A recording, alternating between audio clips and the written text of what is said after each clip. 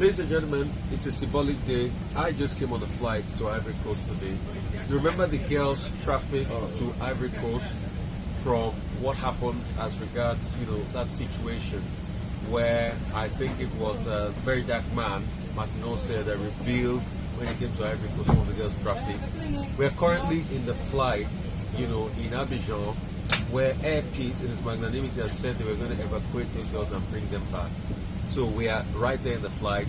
Very next video you're going to be seeing here are that of the girls coming back to hope, coming back to health, and coming back to healing in Nigeria. And this is kudos Airpeace. They made their effort as regards. They said they were going to do it, and now they have done it. So we're just making the arrangements here.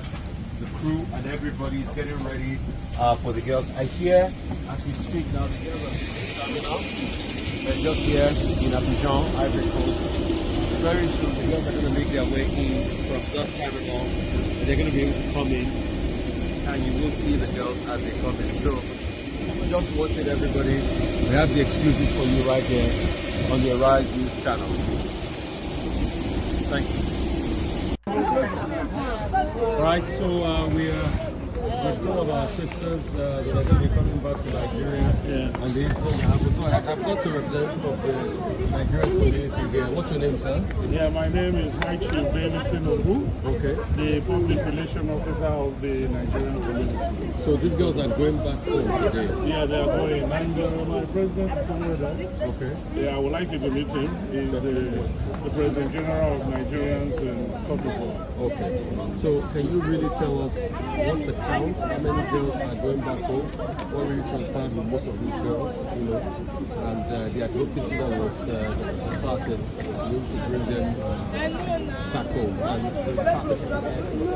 Yeah.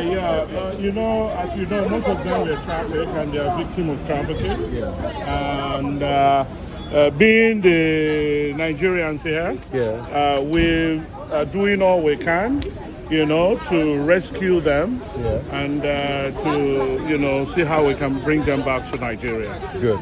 So that the government in Nigeria, we're looking forward for them to see how they can do one or two empowerment for them because they are victims, like you see. Yeah. So is there any message the Nigerian community here in Abidjan has for others that might be back home, that people might be enticing with such opportunity and all of that? The truth is that a lot of them have been lured by hyper-pay job, and there's nothing like hyper-pay job anywhere. Even in America, Europe, nothing like hyper-pay job. People will tell you, come, you work in a restaurant, they'll pay you $5,000. It doesn't exist anywhere.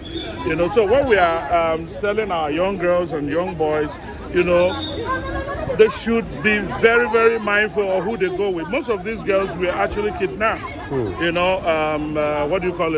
adopted from schools, like some of them are crying there. They didn't even know how they get here. They never knew they were coming to this place. So they were deceived. So that's the situation.